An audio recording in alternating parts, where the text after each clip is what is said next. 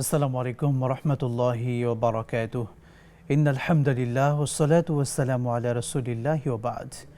প্রিয় দর্শক মণ্ডলী, আপনাদের প্রত্যেককে আন্তরিক অভিনন্দন জানাচ্ছি নেক্সাস টেলিভিশনের পর্দায় আপনাদের প্রিয় অনুষ্ঠান বেকম্যানস বিস্কিটস নিবেদিত ইসলামী জীবন বিধান অনুষ্ঠানে। সরাসরি প্রশ্নোত্তরমূলক জীবন ঘনিষ্ঠ এই চমৎকার অনুষ্ঠানে দর্শক আপনারাও প্রশ্ন করতে পারেন, জানতে পারেন আপনাদের জীবনের যে কোনো বিষয়ের ইসলামের সঠিক সমাধান প্রশ্ন করতে স্ক্রিনে দেখানো নাম্বারে ফোন করে প্রশ্ন করুন। সেই সঙ্গে নেক্সাস টেলিভিশন ইসলামিক ফেসবুক পেজে গিয়েও কমেন্ট বক্সে প্রশ্ন রাখতে পারেন। সম্মানিত অতিথি আপনাদের মাসালাগুলোর জবাব দেবেন। দর্শক, আজকে পুরো এপিসোড জুড়ে আপনাদের সঙ্গে আছি মুফতি আল-আমিন খান, এবং আজকে আমরা স্টুডিওতে আমন্ত্রণ জানিয়েছি খ্যাতিমান আলেম দ্বীন শেখ ডক্টর মতিউল ইসলাম মাদানী হাফিজাহুল্লাহ, সম্মানিত খতিব, ইবনে সিনা হসপিটাল, জামে মসজিদ, ধানমন্ডি, ঢাকা। আসসালামু আলাইকুম ওয়া রাহমাতুল্লাহি ওয়া বারাকাতুহু। ওয়া আলাইকুম আসসালাম ওয়া রাহমাতুল্লাহি ওয়া বারাকাতুহু। শেখ, কেমন আছেন? আলহামদুলিল্লাহ, আল্লাহ ভালোই রেখেছেন। আপনি কেমন আছেন? আলহামদুলিল্লাহ রাব্বিল আলামিন। রব্বি কারীমের দরবারে শুকরিয়া আদায় করছি আবারও। আমরা আজকের এপিসোডে কথা বলতে চাই, যেহেতু আমাদের বাংলাদেশ থেকে হাজী সাহেব যারা হজের উদ্দেশ্যে রওনা দেবেন অলরেডি 18 তারিখে ফ্লাইটে যাত্রা শুরু করেছেন। হজে যাওয়ার পরে বাংলাদেশ সহ বিশ্বের বিভিন্ন প্রান্ত থেকে হাজী সাহেবগণ মক্কা এবং মদিনার ঐতিহাসিক যে জায়গাগুলো আছে সেই জায়গাগুলোতে যেতে চায়।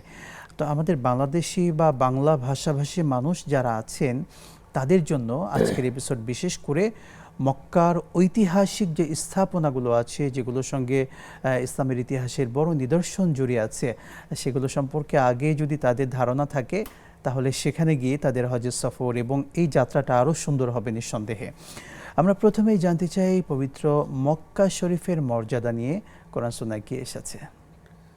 বিসমিল্লাহির রহমানির রহিম, আলহামদুলিল্লাহ, আসসালাতু ওয়াসসালামু আলা রাসূলিল্লাহ ওয়া বা'দ। মক্কাতুল মুকাররমা যদি বলতে হয় তো আল্লাহ তাআলা তো প্রথম বলছেন যে ইন্না আউওয়ালা বাইতিন উদিআ লিন-নাস লাল্লাযী বিবাক্কাতা মুবারাকান ওয়া হুদাল লিল আলামিন। প্রথম ঘর যেটা বাইতুল্লাহ, পৃথিবীর ইতিহাসের প্রথম ঘর, এবং ইন্না আউওয়ালা বাইতিন উদিআ লিন-নাস লাল্লাযী বিবাক্কাতা মুবারাকান, লাল্লাযী বিবাক্কাতা মুবারাকা, মক্কা বলতে এখানে মক্কাকে বোঝানো হয়েছে, মক্কাকে উদ্দেশ্য। তো এটাকে বরকতময় বলেছে জায়গাটা। তাহলে একদিকে সর্বপ্রথম ইতিহাস, এটা প্রথম ঘর বাইতুল্লাহ। জি। আবার এই জায়গাটা মক্কাকে বরকতময় বলা হয়েছে। সুবহানাল্লাহি ওয়া বিহামদিহি। এটা পেলাম একটা। 2 নম্বর হলো, যদি আমরা বাইতুল্লাহ কেন্দ্রিক এখন কথা বলি, ইব্রাহিম আলাইহিস সালাতু ওয়াস সালাম এটা দোয়া করেছেন, রব্বি জাল হাযা বালাদান আমিনা। আরেক জায়গায় আসছে আলিফ লাম সহকারে, রব্বি জাল হাযাল বালাদা আমিনান। 2 জায়গায় 2টা ঘটনা তিনি পরে বলেছেন। আর এই জনপদের লোককে তিনি আপনি রিজিক দান করুন। তো তাহলে বালাদ বলতে শহর, দেশ, এলাকা যাই বুঝি, তখন এক কথায় দেশের জন্য দোয়া করেছেন। ইব্রাহিম আলাইহিস সালাতু ওয়াস সালাম দোয়া করেছেন মক্কার জন্য, এই যে আল হাযাল বালাদা আমিনা, বালাদ বলেছে, এটা শুধু বাইতুল্লাহ না, এটাকে নিরাপদ করুন। তো তাহলে এই নিরাপদ শহরটা পরবর্তীতে আবার যা হারাম এরিয়া নির্ধারণ করা হয়েছে, যেটা শেখ, আমরা হারাম এরিয়া নিয়ে শুনবো। একজন দর্শক আছেন, যুক্ত করছি। আসসালামু আলাইকুম ওয়া রাহমাতুল্লাহ। দর্শক কে আছেন নম্বরে প্রশ্ন করুন। সম্ভবত লাইনটি বিচ্ছিন্ন হয়েছে, আমরা অপেক্ষায় রইলাম। আরও একজন দর্শককে যুক্ত করছি। আসসালামু আলাইকুম ওয়া রাহমাতুল্লাহ। কে আছেন নম্বরে প্রশ্ন করুন। ওয়ালাইকুম আসসালাম ওয়া রাহমাতুল্লাহ। আমি একটা দুটো প্রশ্ন করতে চাচ্ছি। জি, বলুন। আমার প্রশ্ন হচ্ছে, আমি ব্যাংকে কিছু টাকা রাখি উমরার জন্য, উমরা করার জন্য, কিন্তু ওই যে টাকাগুলি যে লাভ দিবে, ওই লাভের টাকা কি উমরাতে ঢুকানো যাবে? ঢুকালে কি গুনাহ হবে? জি জি, আমরা আরও একজন দর্শককে যুক্ত করতে চাই। আসসালামু আলাইকুম। কে আছেন, বলুন। আসসালামু আলাইকুম। ওয়ালাইকুম আসসালাম ওয়া রাহমাতুল্লাহ। আমি আব্দুল জব্বার বলছিলাম পাবনা থেকে। জি বলুন দর্শক।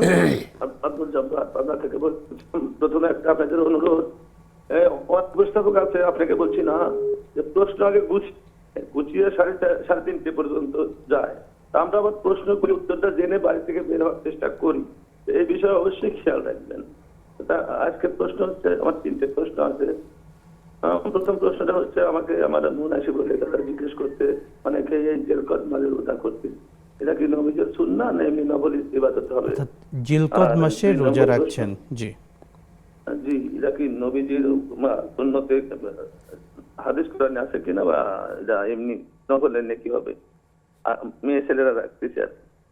আর যেটা আজকে আপনাদের বিষয় হজের বিষয়, তা আমার শ্বশুরও 80 বছর হজ করছেন, আল্লাহ দিলে শরীর স্বাস্থ্য ভালোই ছিল। আমার প্রশ্ন হচ্ছে, অনেকে অনেক বার্ধক্য বয়সে যায়, অনেকেই লেখাপড়া জানে না, অজ্ঞতা, বয়সের দুর্বলতা, জি তাদের বেলায় যায় হজের সঠিক নিয়ম কারণ মানাটা কঠিন হয়ে যায়। আমি এই কারণে, বয়সের কারণে বা শিক্ষার কারণে যদি তারা সঠিক নিয়মগুলো পালন না করতে পারে, এত কষ্ট করে এত টাকা পয়সা করতে হজ হবে কি না? বুঝতে পেরেছি। পরের প্রশ্ন। 3 নম্বর প্রশ্ন হচ্ছে, আমরা মতিউল স্যারকে জানাচ্ছি যে আমরা দেখেন প্রতিদিনই আমরা সূরা ফাতিহা পড়ি, ইহদিনাস সিরাতাল মুস্তাকিম, আমরা সঠিক কথা আল্লাহ চাই। এই যে প্রতিদিন আল্লাহর কাছে প্রার্থনা করছি যে কায়মনে বাক্যে আল্লাহ সরল সঠিক পথে চালাও, কিন্তু চলতে পারতেছি না। আর অবশ্যই এই বিষয়ে ব্যাখ্যা দিবেন। আসসালামু আলাইকুম। বুঝতে পেরেছি। আরো একজন দর্শককে যুক্ত করছি। আসসালামু আলাইকুম, কে আছেন বলুন দর্শক। ওয়ালাইকুম আসসালাম ওয়া রাহমাতুল্লাহি ওয়া বারাকাতুহু। আমি বলুন। মৃত্তিকা মনি বলছিলাম বাড়িধারা থেকে। শায়েখ, আমার কোয়েশ্চেন হচ্ছে, আমার 2 দিন ফজর নামাজ পড়তে একটু দেরি হয়ে গিয়েছিল, তো আমি 2 দিন 2 ভাবে নামাজটা পড়েছি। একদিন পড়েছি, প্রথমে 2 রাকাত ফরজ পড়েছি, তারপরে 2 রাকাত সুন্নত পড়েছি, তারপরে সুবহানাল্লাহ 33 বার এরকম আর কি। জি। ওই দোয়াগুলো পরে পড়েছি। আর আরেকদিন আমি করেছি কি, মানে ফরজটা 2 রাকাত ফরজ আগে পড়েছি, তারপরে 2 রাকাত সুন্নত পড়েছি আপনার ওই সূর্যোদয়ের 10 মিনিট পরে আচ্ছা সুন্নত পড়ে, তারপর আমি সুবহানাল্লাহ 33 বার, আলহামদুলিল্লাহ 33 বার ওটা পড়েছি। তো আসলে কোনটা ঠিক ছিল আমাকে যদি একটু বলে দিতেন। জি বুঝতে পেরেছি। বোন সঙ্গেই থাকুন। শেখ আমাদের বোনের প্রশ্নটি নিয়ে আগে আমরা শুরু করছি। ফজরের সালাতের ক্ষেত্রে আপনি বুঝতে পেরেছেন কি তার কথা? উনি 2 দিন ফজর সালাত একটু কাজা হয়েছে বা জি, কাজা হয়েছে, দেরি হয়ে একটু গেছে। দেরি হয়েছে। এখন দেরি হওয়া যদি উনি সূর্য উদয়ের আগে পড়ে নেন, জি সময়ও নেই, তখন আগে ফরজটা পড়ে নিয়েছেন, ভালো, যেহেতু সময় নেই, তারপরে হয়তো সুন্নতটা সূর্য ওঠার পরে পড়েছে, পরে আদায় করেছেন। তাও অসুবিধা নেই, ঠিক আছে। আর আজকারের সাথে এটার সম্পর্ক, হ্যাঁ সলাতের পরে আজকার আছে, কিন্তু আজকার আপনি জিকিরগুলো যেগুলো করেছেন সেটা ফরজ সলাতের পরে আজকারগুলো পড়তে হয়। সুবহানাল্লাহ 33 বার, আলহামদুলিল্লাহ, প্রথম হলে আস্তাগফিরুল্লাহ 3 বার, অথবা কেউ বলছে আল্লাহু আকবার 1 বার, তারপরে অন্যান্য দোয়া আজকারগুলো আছে। তো বোন যেভাবে বলেছেন এভাবে কোনো অসুবিধা হবে না, অর্থাৎ তিনি যে 2 পদ্ধতি বললেন, দুটি তিনি করতে পারবেন না। কোনো অসুবিধা জি। নেই। শুকরান, জাযাকাল্লাহ। আমরা পূর্বের দর্শকদের প্রশ্নে চলে যাচ্ছি। আমাদের একজন দর্শকের প্রশ্ন ছিল, ব্যাংকের লভ্যাংশ দিয়ে ওমরা আদায় করা যাবে কিনা? উনি বলেছেন যে আমি ওমরার জন্য টাকা রেখেছি, রেখেছেন। লভ্যাংশ ঢুকা যাবে কিনা, কোন ব্যাংকের কোন লাভ? লাভ 2 ধরনের। একটা হলো কথার কথা ইসলামী ব্যাংক যেগুলো আছে জি সেগুলো আমরা বুঝে নেব যে তারা সুদি কারবার করে না, এবং এটাই বাস্তব, এবং তাদের শক্ত একটা শরিয়া বোর্ড আছে, অ্যাডভাইজারি বোর্ড, সেই হিসাবে ওটা সুদের মধ্যে যাবে না।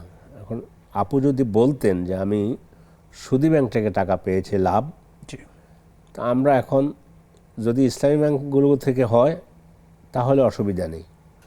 সুদি ব্যাংক থেকে যদি হয় তাহলে সেটা সুদ জি। আপনার হালালের সাথে যোগ না করে আপনি ওমরা করে আসুন হালাল পয়সা দিয়ে, সুদি টাকাটা ফিরে এসে অথবা যাওয়ার আগে কাউকে কোনো রাস্তাঘাট নির্মাণের জন্য, আল্লাহর মানে নির্মাণের জন্য আপনি ব্যয় করবেন, কোনো সওয়াবের আশা করতে পারবেন না। জি। সওয়াবের আশা না করে আপনি এটা আল্লাহর পথে ব্যয় করে দেবেন, জনকল্যাণমূলক কাজে ব্যয় করবেন। যদি যদি সুদি ব্যাংক হয় তাহলে এটা, আর যদি ইসলামী ব্যাংক হয় তাহলে আপনি লাভ একাটা যোগ করে আপনি যাওয়াতে কোনো ক্ষতি হবে না। ক্ষতি হবে না। জি। শুকরান জাযাকাল্লাহ। আমাদের পরের দর্শক আব্দুল জাব্বার সাহেবের প্রশ্ন ছিল জিলকদের রোজা, অর্থাৎ প্রত্যেক মাসের শুরুতে আমাদের মা বোনেরা যে রোজাগুলো রাখেন এবং জিলকদ মাসের প্রথম তারিখে হয়তো রোজা রাখেন, এটা সুন্নাহসম্মত কিনা? জিলকদের জন্য স্পেসিফিক কোনো রোজা নেই। জি। মহরমে যেমন মহরমে ভিন্ন, সফরে যেমন আছে, এর আগে শাওয়াল গেল, শাওয়াল 6টা রোজা সেটা আছে, কিন্তু স্পেসিফিক জিলকদ মাসের রোজা এই নামে কোনো রোজা নেই। কি পারবে? জিলকদ মাস পুরোটাতেই তিনি যেমন সপ্তাহের সোম এবং বৃহস্পতিবার এই 2 দিন রোজা রাখতে পারেন অন্যান্য মাসের মতো।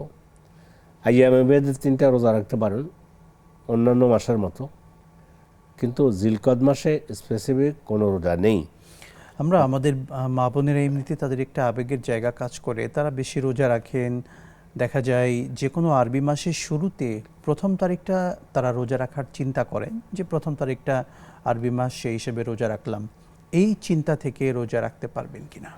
রোজা যে কোনো সময়, মানে আপনি বছরের মানে 3-5 দিন রোজা রাখা হারাম। নির্দিষ্ট 5 দিন ব্যতীত দিন, ঈদ উল ফিতরের দিন, ঈদ উল আদহা অথবা আজহা, আদহা বললে আরবিতে বললাম, আজহা বললে ফার্সিতে বললাম, কোনো অসুবিধা নেই। ঈদ উল আজহার দিন এবং এই 3 দিন আইয়ামুত তাশরিক, এই 5 দিন রোজা রাখা হারাম। আর বাকি আপনি যখনই আপনার মনে চায় রোজা রাখতে পারবেন। তবে হ্যাঁ, শুধু শুক্রবার দিন রোজা রাখা, শুধুমাত্র শুক্রবার দিন প্রত্যেক সপ্তাহে কথার কথায় এটা মাকরুহ বলেছেন ওলামায়ে কেরাম। শুক্রবারকে মানে সপ্তাহের উৎসবের দিন বলা হয়। তবে রোজা রাখতে পারবে যদি বৃহস্পতি শুক্র 2 দিন রাখে সুন্দর হয়, অথবা শুক্র শনি ওর সাথে আরেকদিন মিলিয়ে রাখলে, অর্থাৎ আইয়ামে বীজের দেখা যাচ্ছে শুক্রবার পড়ে গেল 3 দিনের রোজা, সেটা অসুবিধা নেই, সেটা রাখতে না পারবেন। ওর তো অবশ্যই পারবে। শাওয়ালের 6 রোজা রাখছেন, সেক্ষেত্রে একসঙ্গে ধারাবাহিক রাখতে গিয়ে শুক্রবার পড়ে গিয়েছে, হ্যাঁ তা তো পারবে, এটা তো পারবে, সেটা পারবে। রমজান মাসে রোজা রাখেছে না, রোজার মধ্যে তো শুক্রবারও রোজা রেখেছি। এমনি শুধু স্পেসিফিক শুক্রবার দিন রোজা রাখা, ওটা সম্পর্কে ওলামায়ে কেরাম এটা বলছে যে এটা মাকরুহ বলেছে অনেকে। জি, জাযাকাল্লাহু খায়রান। পরের যে প্রশ্ন ছিল সেটা হলো, আমরা দেখি আমাদের দেশের ট্র্যাডিশন হয়ে গিয়েছে হজের বয়সের ক্ষেত্রে জীবনের শেষ বয়সে এসে হজ করা। যখন হজের আমলগুলো সঠিকভাবে করতে পারে না, হস্ত শারীরিক এবং অত্যন্ত কষ্টের আমল, তো সেক্ষেত্রে শারীরিক কারণে এই অসুস্থতা বা বার্ধক্যের কারণে হজের আহকামগুলো পরিপূর্ণভাবে আদায় না করতে পারলে আল্লাহ সুবহানাহু ওয়া তাআলা কি সেই হজ কবুল করবেন? এখানে একটু ছোট্ট ব্যাখ্যা না দিলেই নয়। আগে যেভাবে দেখেছি, এখন থেকে 40-50 বছর আগে, 40 বছর 45 বছর আগে, তখন মানুষ হজে যেত একেবারে বার্ধক্যে উপনীত হয়েছে, গেলে মারা গেলে আলহামদুলিল্লাহ, ফিরে আসলে হজ কবুল হয়েছে কি হয়নি, এই ধরনের মানে কুপ্রথাও ছিল সমাজে। অথচ রব বলে দিয়েছে ওয়ালিল্লাহি আলান্নাস, আল্লাহ তো বলছে ওয়ালিল্লাহি আলান্নাস হিজ্জুল বাইতি মান ইসতাতা ইলাইহি সাবিলা, আল্লাহর জন্য হজ আদায় করা ফরজ যে ব্যক্তি হজে যেতে সক্ষম। এই সক্ষমতা 3 ধরনের: শারীরিক সক্ষমতা, আর্থিক সক্ষমতা, পথ নিরাপদ হওয়া। তো পথ নিরাপদ বলতে এখন আমরা বলবো যাওয়ার জন্য ভিসা পাওয়া, যাওয়ার জন্য অনুমতি পাওয়া, এই 3টা। তো এখন এই যে আল্লাহ তো বলে দিয়েছেন আমাদেরকে, আমরা না নিজেরা নিজেদের উপরে বোঝা উঠেই নিয়েছি। আমার যখন সামর্থ্য নেই, শারীরিক সক্ষমতা নেই, না ঠিক আছে যাই মরে যাবো, ঠিক নয়। ইসলামে কোনো ইবাদত নাই গিয়ে মরে যেতে হয়। লা ইউকাল্লিফুল্লাহু নাফসান ইল্লা উসআহা। আল্লাহ, যে প্রশ্নটি মূল থেকে যায়, আমরা যে চিন্তা করি হজ দেখা যায় ফরজ হয়েছে বহু আগেই, সুস্থ সবল এবং শরীরে যখন শক্তি আছে তখন, কিন্তু আমরা সেটা না করে ডিলে করি, সময় লেট করতে করতে এই চিন্তা করি যে হজ করে এসে তো পাপ করা যায় না, সুতরাং যত পাপটা যা কিছু করি আগেই শেষ করি, তারপরে এসে একবারে শেষ জীবনে যখন আর পাপ করতে পারবো না, শক্তি নেই, তখন হজ করে এসে মসজিদের কোনায় তাসবিহ টিপব। আমরা কিন্তু এই চিন্তা লালন করি। আমরা আরও কিছু কথা শুনবো আপনার থেকে এই ব্যাপারে, এই প্রশ্নের বাকি অংশ বিরতির পরে ইনশাআল্লাহ। প্রিয় দর্শক মণ্ডলী, নেক্সাস টেলিভিশনের পর্দায় আপনারা দেখছিলেন আপনাদের প্রিয় অনুষ্ঠান বেকম্যানস বিস্কিটস নিবেদিত ইসলামী জীবন বিধান। সময় হলো এই পর্যায়ে একটি ছোট্ট বিরতির, সঙ্গেই থাকুন, ফিরছি ইনশাআল্লাহ।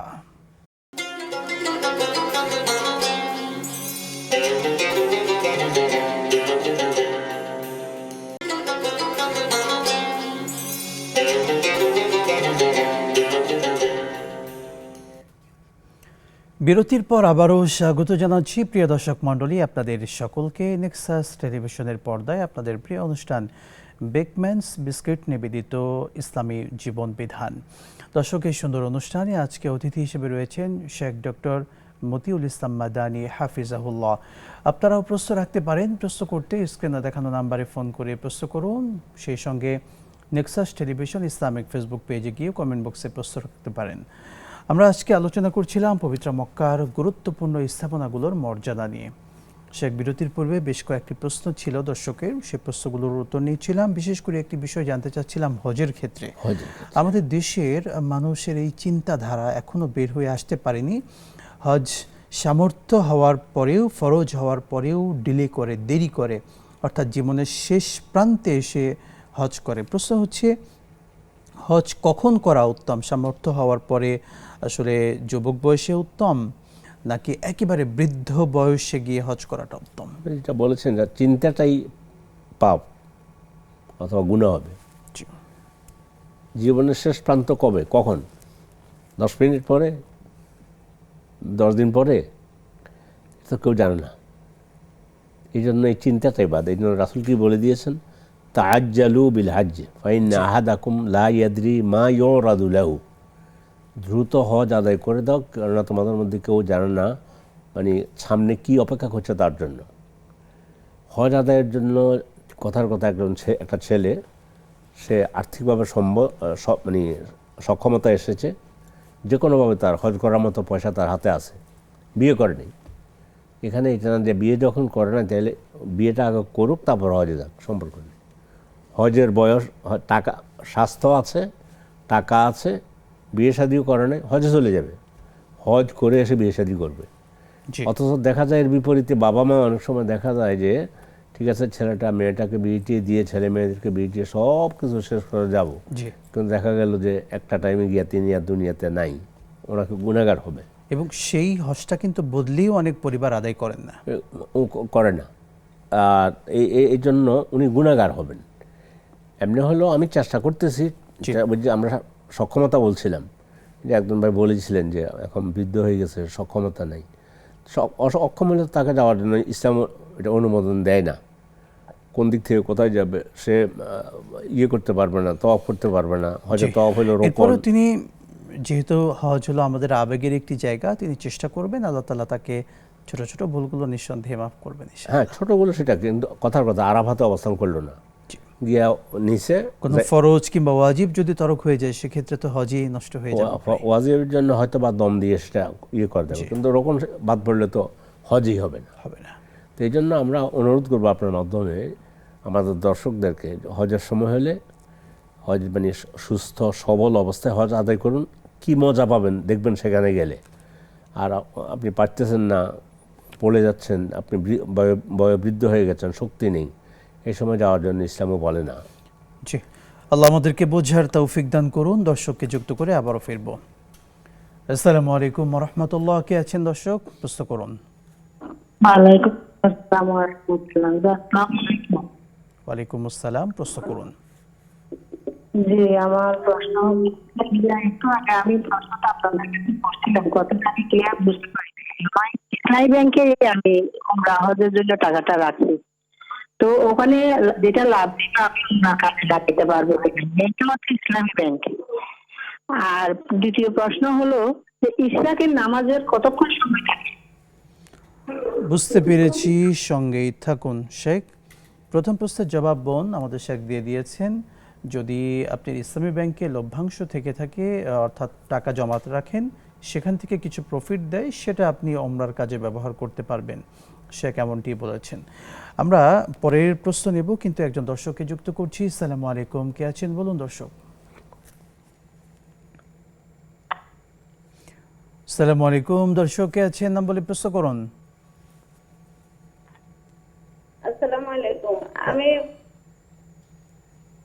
ওয়ালাইকুম যে আসসালাম। এক বাড়ি থেকে এক বাড়িতে আইসা যে তালিম করে সেই সম্পর্কে আর কি জানতে চাইছিলাম। আচ্ছা, বাসা বাড়িতে তালিম করা বুঝতে পেরেছি। আবারও মানে তালিম করা কতটুকু মানে ঠিক অথবা ব্যাঠিক এই সম্পর্কে মহিলারা এক বাড়ি থেকে এক বাড়িতে আইসা যে তালিম করে এটার ভিতরে কতটুকু সওয়াব অথবা কতটুকু গুনাহ এই সম্পর্কে একটু জানাবেন। আচ্ছা, সঙ্গেই থাকুন, পরের দর্শককে যুক্ত করছি। আসসালামু আলাইকুম, কে আছেন বলুন। আমি আসসালামু আলাইকুম। ওয়ালাইকুম আসসালাম, বলুন। আসসালামু আলাইকুম। ওয়ালাইকুম আসসালাম ওয়া রাহমাতুল্লাহ, বলুন। আমি একটি প্রশ্ন করব। আমার প্রশ্নটা হলো যে আমি রাতে এই তাহাজ্জুদ নামাজ এবং উমরা বেতের নামাজও পড়তে পারিনি, কিন্তু পরে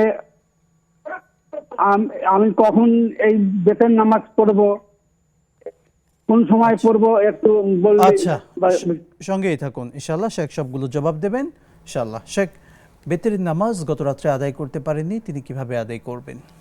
যদি আরেক রাত্রে চলে যান তাহলে মানে স্বাভাবিক আপনি কাজা করে দেবেন। আর যদি দিনে পড়েন, রাতে পড়তে পারেন না, দিনে পড়লে 4 রাকাত পড়তে হবে, কেননা দিনে 3 রাকাত বেজোর কোনো নামাজ নেই।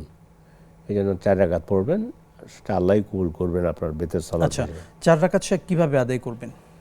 4 রাকাত উনি যদি মানে ওই তো 2 রাকাত করে 4 রাকাত আদায় করে দেবেন। আলাদা আলাদা করে নাকি হলো একসঙ্গে 4 রাকাত? আলাদা আলাদা করে 2 রাকাত করে আদায় করবেন, 4 রাকাত আদায় করে দেবেন। এটাই অধিকাংশ ওলামায়ে কেরাম বলেছে, যেহেতু দিনের নামাজগুলোর মধ্যে বেজোর কোনো নামাজ সালাত নেই, এই জন্য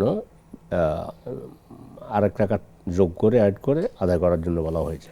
যদি গতরাত্রির বেতেরের সালাতটা আজকে দিনে আদায় করেন মাগরিবের পূর্বে, তাহলে তিনি 4 রাকাত আদায় করবেন, 2 রাকাত করে।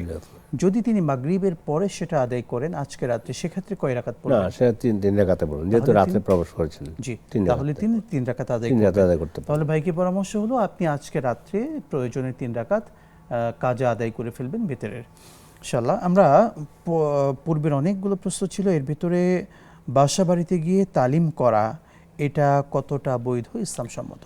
মহিলা বাসা বাড়িতে তালিম করা যদি কোরআন সুন্নাহর আলোকে মহিলারা ইসলামের শরিয়াকে মেনটেন করে, ইসলামী শরিয়া মেনটেন করে যদি কোরআন সুন্নাহর আলোকে সঠিক দাওয়াত দেওয়ার মতো যোগ্য হন, জি, তাহলে যেতে পারেন। সেখানে গিয়ে মানুষকে নামাজটা শিখিয়ে দিতে পারেন। কোরআন পড়তে জানে না একজন, আপনি কোরআনে হাফেজা, আরেকজনকে কোরআন পড়াইতে পারেন, এটা ইসলাম নিষেধ করে না। কিন্তু ট্র্যাডিশনাল যদি কোনো একটা গ্রুপ বের হয়, সেখানে কোরআন সুন্নাহর কোনো মানে বালাই নেই, এমনি গতানুগতিক তারা এভাবে বের হয়, তাহলে সেটা কোরআন সুন্নাহর আলোকে যদি দাওয়াতটা না হয়, তাহলে তার চাইতে কেন আল্লাহ তাআলা বলছেন, ওয়ালা তাকফু মা লাইসা লাকা বিহি ইলম ইন্নাস সামা ওয়াল বাসারা ওয়াল ফুয়াদা কুল্লু উলাইকা কানা আনহু মাসউলা। তুমি যে জানো না সেটা তুমি করতে যেও না, বলতে যেও না। তো এই জন্য কিন্তু দাওয়াত দিতে বাধা নেই, এই জন্য যে উনি যদি ইসলামী শরীয়তকে মেনটেন করে দাওয়াত দেয়, কোরআন সুন্নাহর আলোকে দেওয়ার সুযোগ আছে। মোট কথা এই তালিমটি যদি সত্যিকার অর্থে কোরআন সুন্নাহর আলোকে হয় সেটা বৈধ হবে। যদি কোরআন সুন্নাহর আলোকে না হয়ে ভিন্ন কোনো কিছু ইনক্লুড করে নতুন কোনো কিছু ঢোকায়, সেটা কোনো অবস্থাতেই বৈধ হবে না। সেটা তালিম করা কিংবা মানুষ যে শুনতে যাওয়া কোনোটাই বৈধ হবে না। জি জি, জাযাকাল্লাহু খাইরান। আমাদের পূর্বের দর্শকের প্রশ্ন ছিল, ইশরাকের সালাতের সময় কতটুকু থাকে? ইশরাক সালাত সূর্য উদয় হয়ে যাওয়ার পর, স্বাভাবিক আমাদের সমাজে 15 মিনিট ধরে সূর্য যখন উদয় হচ্ছে, এ থেকে সূর্য ঢলে যাওয়ার আগ পর্যন্ত ইশরাক সালাতের ওয়াক্ত থাকে। সূর্য ঢলে যায় বলতে আমাদের জোহর সালাতের আগ পর্যন্ত, মানে জোহর সূর্য সরাসরি হওয়া মাথার উপরে আসা, তখন তো এমনি সালাত জায়েজ নেই, তো সূর্য ঢলে গেছে মানে জোহরের আগ পর্যন্ত। এক্ষেত্রে একটি বিষয়, ইশরাকের পরে চাষটের সালাত অনেকে আদায় করেন, সেক্ষেত্রে ইশরাক এবং চাষকে কিভাবে ভাগ করবেন? ইশরাক আর চাষ দুটো একই কথা, একই নামাজ। চাষ হইল পার্সিতে, ইশরাক হইল আরবিতে। জি, তো এখানে আরও কথা আছে, সালাতুদ দোহা, সালাতুদ ইশরাক, চার্জ, এই এগুলো সব শব্দগুলো সালাতুদ দোহার অন্তর্ভুক্ত। হ্যাঁ সব দোয়ার অন্তর্ভুক্ত হবে। এই আর যেটা সেটা আউয়াবিনও অধিকাংশ আলেমদের মতে সকালবেলাই হলো আউয়াবিন, কেউ কেউ বলছে মাগরিবের পরে সালাতুল আউয়াবিন 6 রাকাতের কথা বলেছে। তো এই সালাতগুলো প্রায় কাছাকাছি অর্থ, এবং চার্জ তার ইশরাক যেটা বলছেন সেটা একই নামাজ। সে অনেকে তো এই চিন্তা করে আদায় করেন যে বিশেষ করে ইশরাকের সালাত সূর্য উদয় হওয়ার পর থেকে নিয়ে 9টা 9:30 অর্থাৎ রোদের প্রখরতা বাড়ার আগ পর্যন্ত। রোদের যখন তীব্রতা বাড়ে, প্রখরতা বাড়ে 9:30 10টা থেকে, এরপর থেকে চাষতের নামাজের কথা অনেকে বলেন যে এটা জোহরের আগ পর্যন্ত। এই চিন্তাটা কতটা? না, আমি তো একই বলছি যে ইশরাক আরবি শব্দ, চার্জ হইল ফার্সি শব্দ।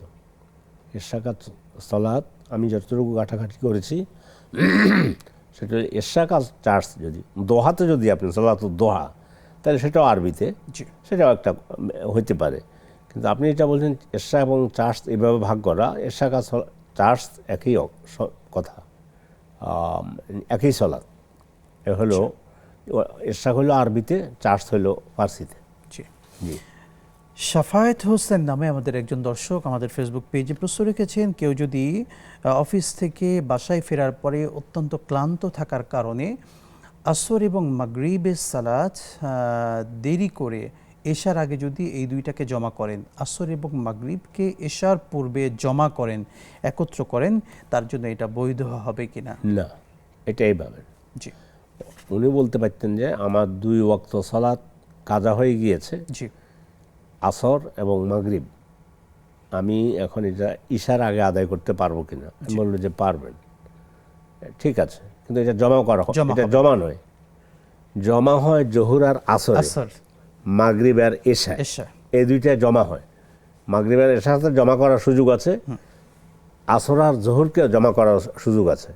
কিন্তু ওনার যেহেতু 2 ওয়াক্ত সালাত কাজা হয়েছে, আদায় করে দেয়া, আদায় করা, কাজা পড়ে দেয়া, এশার আগে যদি পড়ে দিতে চান, তাহলে জোহর মানে মাগরিব তিনি কি করলেন, মাগরিব প্রথম আসর আদায় করবেন, এরপরে মাগরিব, এবং মাগরিব, কিন্তু এটা জমা করেন নাই তিনি, সময় অল্প, এই সময় তিনি সালাত আদায় করেন। আমরা বুঝতে পেরেছি। আমরা দর্শককে যুক্ত করছি পরের। আসসালামু আলাইকুম ওয়া রাহমাতুল্লাহ। কে আছেন দর্শক, নাম বলে প্রশ্ন করুন। আসসালামু আলাইকুম ওয়া রাহমাতুল্লাহ। ওয়ালাইকুম আসসালাম ওয়া রাহমাতুল্লাহ। আমি জানতে চাচ্ছিলাম যে আমরা যখন ফরজ নামাজ আদায় করি, তো ফরজ নামাজের সময় যে রুকুতে সুবহান রাব্বিয়াল আযীম বা সিজদা সুবহান রাব্বিয়াল আলার সাথে অন্য কোনো দোয়া পড়া যায় কিনা, বা ইমাম সাহেবের সাথে অনেক যে 2 সিজদার মাঝে ইমাম সাহেব থাকে, তো সেই ক্ষেত্রে অন্য কোনো পড়ার সুযোগ থাকে না বা পড়া যায় না, সম্মতভাবে একটা সিদ্ধান্ত আমার জানা দরকার।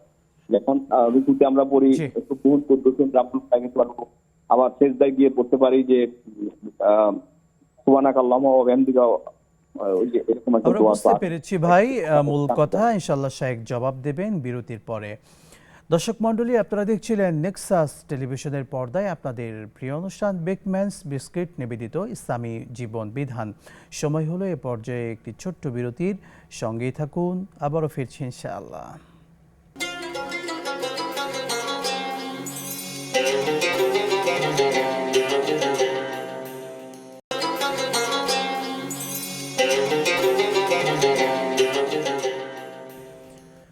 বিরতির পর আবারও স্বাগত জানাচ্ছি দর্শক মণ্ডলী আপনাদের প্রত্যেককে নেক্সাস টেলিভিশনের পর্দায় আপনাদের প্রিয় অনুষ্ঠান বেকম্যানস বিস্কুট নিবেদিত ইসলামী জীবন বিধান। দর্শক মণ্ডলী, এই সুন্দর অনুষ্ঠানে আপনারা প্রশ্ন করতে চাইলে স্ক্রিনে দেখানো নাম্বারে ফোন করে প্রশ্ন করুন। সেই সাথে নেক্সাস টেলিভিশন ইসলামিক ফেসবুক পেজে গিয়েও কমেন্ট বক্সে প্রশ্ন রাখতে পারেন। আমাদের সম্মানিত শায়েখ আপনাদের মাসালাগুলোর জবাব দেবেন ইনশাআল্লাহ তাআলা। দর্শক শ্রোতা, আমরা আজকের এই চমৎকার এপিসোডে আলোচনা করছিলাম মক্কার গুরুত্বপূর্ণ ঐতিহাসিক স্থাপনাগুলো নিয়ে। শেখ, আমাদের একজন দর্শকের প্রশ্ন ছিল, আমরা সালাতে প্রতিনিয়ত বলছি ইহদিনাস সিরাতাল মুস্তাকিম, আল্লাহর কাছে সরল এবং সঠিক পথে চলার জন্য সাহায্য চাচ্ছি। আমরা আবার মসজিদ থেকে বের হয়ে অর্থাৎ সালাত থেকে বের হয়ে আবার বিপথে চলছি, কেন এমনটা হচ্ছে? কি যে বলছি জানি না, এই যে আমি বলছি ইহদিনাস সিরাতাল মুস্তাকিম, আমার হৃদয়ের গভীর থেকে আমি যদি বলে থাকি হে রব, হে মালিক, আপনি আমাকে সরল সঠিক পথ দেখান, তাহলে আল্লাহ যে পথে চলতে বলেছে সে পথে আমি চলব। এমনি গতানুগতিক তোতা পাখির মতো সূরা ফাতিহা পড়তে হয়, আলহামদুলিল্লাহ রাব্বিল আলামিন, তারপরে গিয়ে ইহদিনাস সিরাতাল মুস্তাকিম, আল্লাহু আকবার, সামি আল্লাহু লিমান হামিদা, নামাজ শেষ।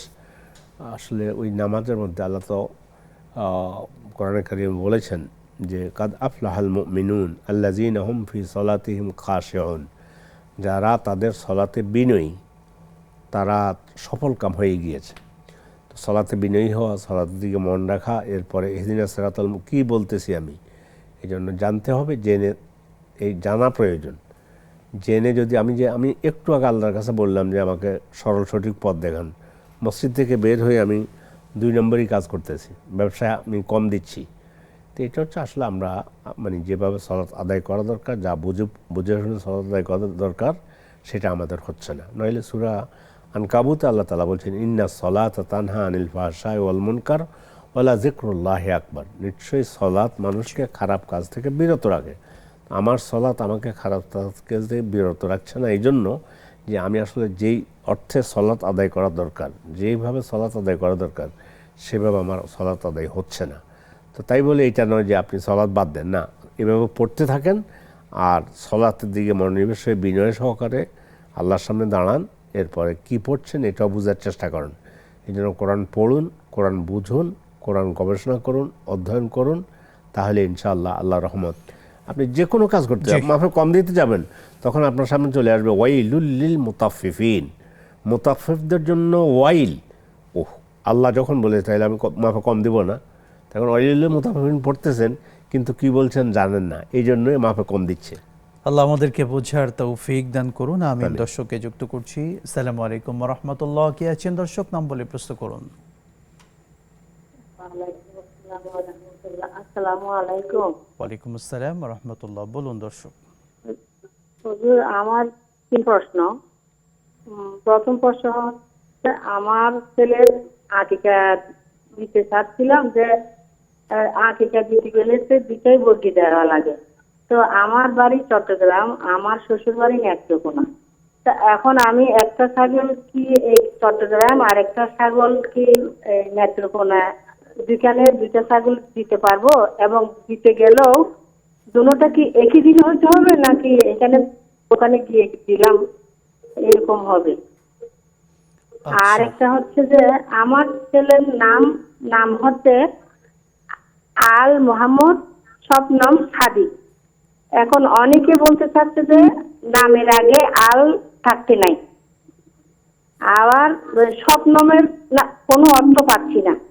এটা কতটুকু ইসলামিক মোতাবেক তা আমি জানি না। আমাকে নামের অর্থ আমরা টেলিভিশন থেকে জবাব দিই না, আমরা খুবই দুঃখিত। নামের অর্থের জন্য আপনারা নিকটতম বিজ্ঞ আলেমের সরাসরি শরণাপন্ন হবেন, ইনশাআল্লাহ তিনি আপনাকে জানাবেন।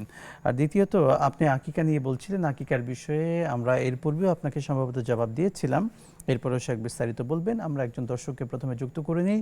আসসালামু আলাইকুম ওয়া রাহমাতুল্লাহ। কে আছেন বলুন দর্শক। আসসালামু আলাইকুম। ওয়ালাইকুম আসসালাম ওয়া রাহমাতুল্লাহ। বলুন দর্শক। আমি বলতেছিলাম এই যে আমরা যে নাম করতে যাই, যে 3 বার 5 বার 7 বার এরকম কি কোনো আছে যে 3 বার 5 বার 7 বারই পড়তে হবে? বেশি পড়লে কি কোনো সমস্যা? আচ্ছা, বুঝতে পেরেছি, সঙ্গেই থাকুন। শেখ, সালাতের প্রশ্নটি আগে নিয়ে নিচ্ছি। সালাতে আমরা যে তাসবিহগুলো পড়ি 3 বার 5 বার 7 বার, এটা বেজোড় সংখ্যক কেন পড়ি, বা 3 বার বা 5 বারই বা কেন? উত্তম, ইন্নাল্লাহা ওয়েতরুন ইউহিব্বুল ওয়েতরা, আল্লাহ বেজোড়, এই জন্য আল্লাহ বেজোড় সংখ্যক এই যে তাসবিহগুলো, এগুলো বেজোড় হওয়া উত্তম। জোড় হয়ে গেলে সলাৎ হবে না এমনটা না। আর 3 5 7 আপনি যদি 9 পড়েন কোনো অসুবিধা নেই, যদি সময় থাকে ধীরে স্থিরে পড়েন, আলহামদুলিল্লাহ, অসুবিধার কি, পড়তে পারবেন। জি, শুকরিয়া। আমাদের পূর্বের দর্শকের প্রশ্ন ছিল, তার সন্তানের আকিকা 2 জায়গায় দিতে চাই, সেটা কি একই দিনে হতে হবে নাকি? হতে হবে একদিনে, 7 দিনের মাথায়। জি, এখন যদি মনে করেন ইনক্লুড করতে হয় শ্বশুরবাড়িকেও, নিজের বাড়ি, সেই হিসাবে এক জায়গায় জবা করে শ্বশুরবাড়িতে গোশত পাঠিয়ে দিতে পারে, আরো সুন্দর হয়। না, যেহেতু 2টা জায়গার কথা বলেছেন, নেত্রকোনা এবং চট্টগ্রাম, দূরের বিষয়, একটা খাসি নেত্রকোনা করলেন আর একটা খাসি চট্টগ্রাম, ইনশাআল্লাহ হয়ে যাবে, হয়ে যাবে। এটা কি একই দিনে হতে হবে? একই দিনে হতে হবে, ভিন্ন দিনে হলে সমস্যা হবে। তো একদিনে, সেই জন্য 7 দিনের মাথায় হবে। তো 7 দিন তো আর আমি একটা 7 দিন একটা 8 দিন নেব কিভাবে? জি, না, সুযোগ তো কখনো নেই। কখনো আমাদের বোনেরা এমন করে বা ফ্যামিলি এমন করে, যেহেতু 7 দিন পার হয়ে গিয়েছে, 14তম দিন 7 দিনে হয়তো শ্বশুর বাড়িতে করলাম আর 14তম দিনে বাড়িতে করলাম, এটা হবে কিনা? না, এটা না, রাসূল 7 দিন বলেছেন, জি। এটাই হলো নিয়ম, সুন্নাহ। সুন্নাহ। ঠিক আছে, আপনি এটা 7 দিনে দুইটাই জবা হয়ে যাক, একটা ছিলে ওটা কথার কথায় গোস্ত রেখে দেখ, পরে গেলে আমরা সবাই একটা আবার সেখানে খাবো বা ডিস্ট্রিবিউশন করব। কিন্তু দুইটা, যেহেতু ছেলে হলে দুইটার কথা বলা হয়েছে, যদি ছেলে সন্তান হয় তো দুইটা জবাইটা যেন একই সময় হয়, 7 দিনের মাথায় হয়, জি, এটাই উত্তম। দুই জায়গায় হলে অসুবিধা নেই ইনশাআল্লাহ। জি, শুকরান, জাযাকাল্লাহ। আমাদের আরেকজন দর্শকের প্রশ্ন বিরতির পূর্বে ছিল, সালাতে আমরা যে তাসবিহগুলো পড়ি, বিশেষ করে 3 তাসবির পরে এক্সট্রা ভাবে দোয়া পড়া যাবে কিনা, অন্য কোনো দোয়া ফরজ সালাতে? জি, উনি ওই রুকু এবং সেজদার কথা বলছেন। রুকুতে পড়া যাবে না, জি, রুকুতে সুবহানা রাব্বিয়াল আযীম এটাই পড়বে। সেজদার ব্যাপারে আল্লাহ রাসূল বলছে, ওয়াম্মা রুকু ফাআযযিমু ফীহি রব ওয়াম্মা সুজুদু ফাজতাহিদু ফীহি বিদ্দুআ ফাকামিনুন আন ইউস্তাজাবা লাকুম। রুকুতে তোমরা আল্লাহ তাজিম বর্ণনা করো, সুবহানা রাব্বিল আযীম, আর সেজদায় তোমরা বেশি বেশি করে দোয়া করো, খুব বেশি সম্ভব এটা কি আল্লাহ তোমাদের দোয়া কবুল ফজরে করবে। বিশেষ করে ফরজ সালাতে পড়া যাবে? সবটাতে পড়া যাবে। ওলামায়ে কেরাম কেউ যদি বলেও থাকে, যে বলছে আলেমদের মধ্যে যে ফরজ নয় নফল, আসলে রাসূল ভাগ করে নেই।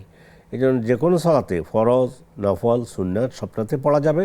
সেজদার মধ্যে সেজদার তাসবিহ পাঠ করার পরে তখন তিনি অন্য দোয়া করতে পারবেন। জি, একই সঙ্গে 2 সেজদার মাঝখানে যে দোয়াটি আছে সেই দোয়াটিও ফরজ সালাতে পড়তে পারবেন? অবশ্যই পড়া উচিত। আমরা অনেক সময় দেখি আমাদের ইমামরাই বা খতিবরাই আমাদেরকে সময় দেয় না। আল্লাহ রাসূল তো কমপক্ষে 2 বার রব্বিগফিরলি রব্বিগফিরলি জি, পড়েছেন। আল্লাহ আমাদেরকে আবু বোঝার দাউদে তৌফিক একটা হাদিস দিন। এসেছে, জি, আল্লাহুম্মা গফিরলি ওয়ারহামনি ওয়াআফিনি ওয়াহদিনি ওয়াজবুরনি ওয়ারযুকনি, এটাও এসেছে। এক কথা ভাই, বরং এটা উচিত, ইমাম সাহেবেরও উচিত সোজা হয়ে বসে এটা স্বাভাবিক স্লো গতিতে রব্বিগফিরলি এটা বলে তারপরে আল্লাহু আকবার বলে সেজদা যাওয়া। জি, আশা করি দর্শক বুঝতে পেরেছেন। যুক্ত করছি পরের দর্শককে। আসসালামু আলাইকুম ওয়া রাহমাতুল্লাহ। কে আছেন দর্শক? নাম বলে প্রশ্ন করুন। ওয়ালাইকুম আসসালাম। হুজুর, আমি ঢাকা ধানমন্ডি থেকে বলছি। জি, হুজুর, আমি বলছিলাম সিনেমাতে অনেকে অশ্লীল অভিনয় করে। হুজুর, তাদের 2 ধরনের টাকা থাকে, হারাম টাকা থাকে এবং তাদের হালাল ব্যবসা বাণিজ্য থাকে। হালাল ব্যবসা বাণিজ্য থেকে হালাল টাকা উপার্জন করে। যখন হজে যায়, তখন হালাল টাকা দিয়ে হজে যায়। হজ করার পরে তারা মনে করে আমরা নিষ্পাপ হয়ে গিয়েছি। হুজুর, হজ থেকে আসার পরে আবার অশ্লীল অভিনয় করে, আবার হজ করে আসে। হুজুর, আসলে কি তারা নিষ্পাপ হয়ে যায়? এটাই আমার প্রশ্ন।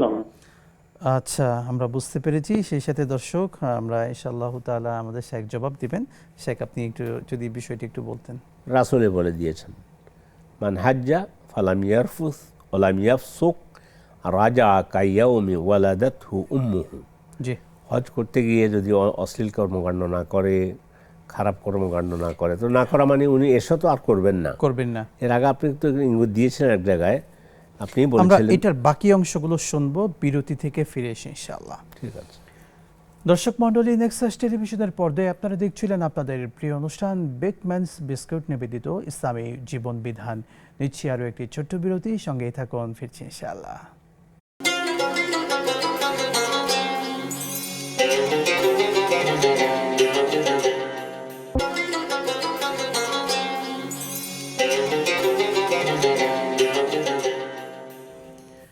বিরতির পর আরও একবার স্বাগত জানাচ্ছি দর্শক মণ্ডলী আপনাদের সকলকে নেক্সাস টেলিভিশনের পর্দায় আপনাদের প্রিয় অনুষ্ঠান বেকম্যানস বিস্কিটস নিবেদিত ইসলামী জীবন বিধান। আমাদের কাছে প্রশ্ন করতে চাইলে স্ক্রিনে দেখানো নাম্বারে ফোন করে প্রশ্ন করুন। দর্শক, আমরা আজকে আলোচনা করছিলাম পবিত্র মক্কার ঐতিহাসিক স্থাপনাগুলো নিয়ে।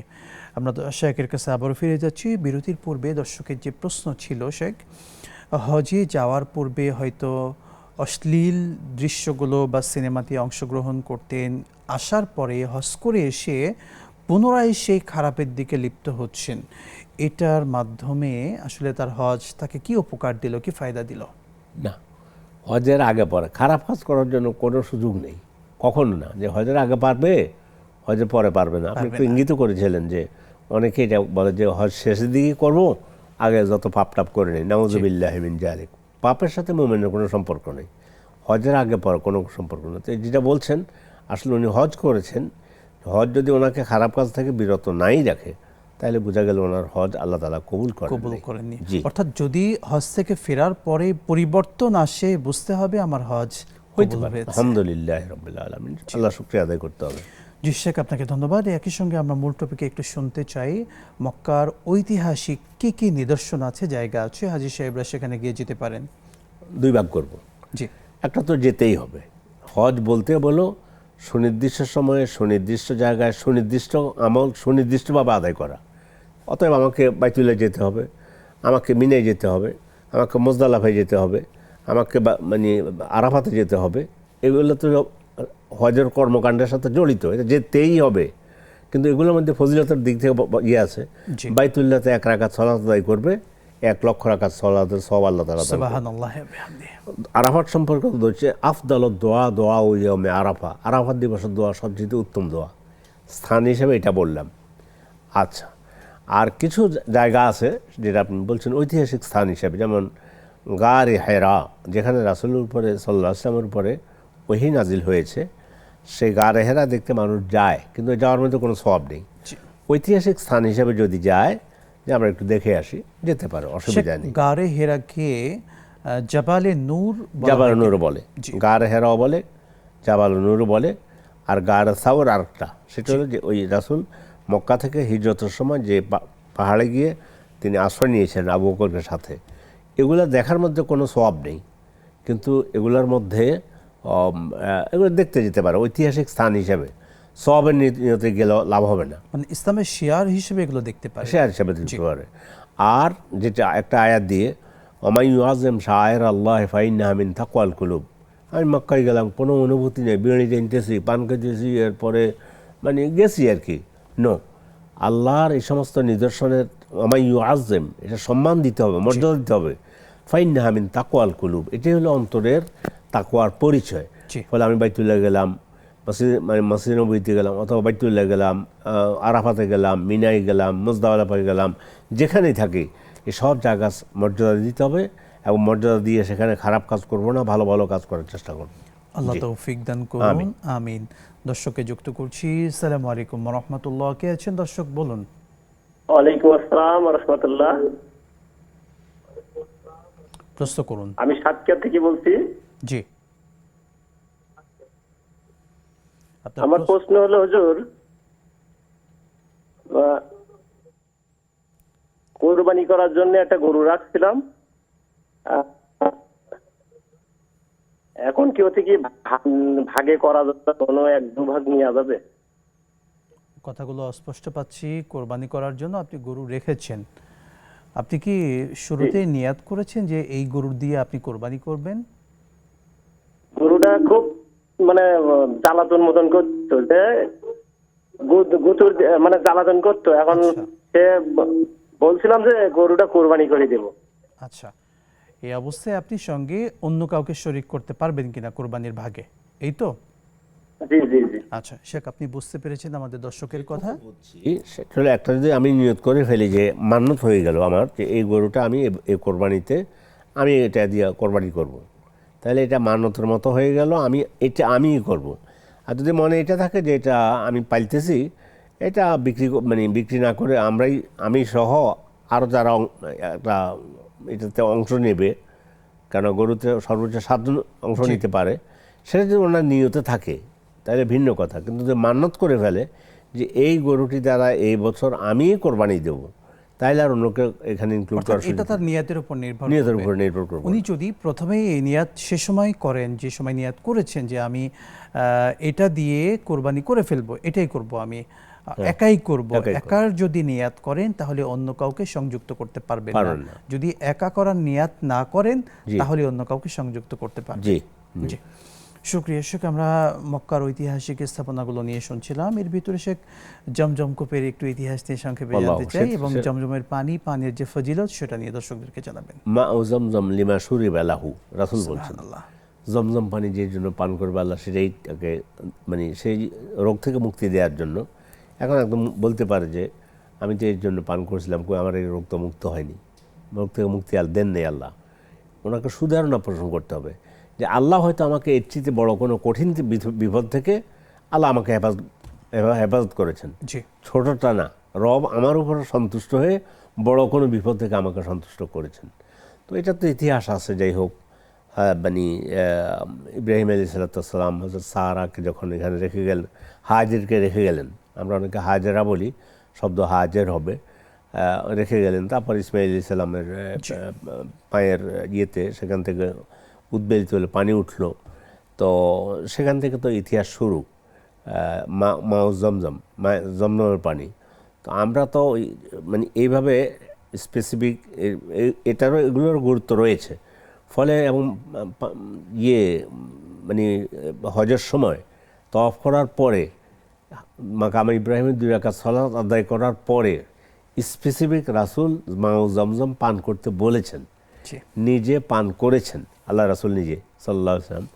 এবং মানে আরেকটা বলেছেন, এর মধ্যে মানুষের মধ্যে কি আছে, মানে খাদ্য আছে। মানে এই পানির ভিতরে একমাত্র পানীয় এবং খাবার দুটি আছে, দুইটাই মিক্স আছে। পৃথিবীতে আর কোনো পানিতে এটা নেই। সুবহানাল্লাহ ওয়া বিহামদিহি। সত্যিকার অর্থে মক্কার আল্লাহ সুবহানাহু ওয়া তাআলা যে ঐতিহাসিক নিদর্শনগুলো দিয়েছেন, হাজী সাহেবদের উচিত সেগুলোতে যাওয়া, দেখা এবং সেগুলো সম্পর্কে জানা জেনে সেখান থেকে উপদেশ গ্রহণ করা। আল্লাহ সুবহানাহু ওয়া তাআলা আমাদের সকলকে হজ্জে বাইতুল্লাহ নসিব করুন, আমিন। আপনাকে অসংখ্য ধন্যবাদ, জাযাকাল্লাহু খায়রান। ধন্যবাদ আপনাদেরকে আমাকে আপ্যায়ন করার জন্য। প্রিয় দর্শক মণ্ডলী, নেক্সাস টেলিভিশনের পর্দায় এতক্ষণ দেখছিলেন বেকম্যানস বিস্কিট নিবেদিত ইসলামী জীবন বিধান। আজকের মতো আমরা বিদায় নিচ্ছি। রব্বে করিম আল্লাহ সুবহানাহু ওয়া তাআলা আমাদের সকলকে সুস্থ রাখুন, ভালো রাখুন। আসসালামু আলাইকুম ওয়া রাহমাতুল্লাহি ওয়া বারাকাতুহু।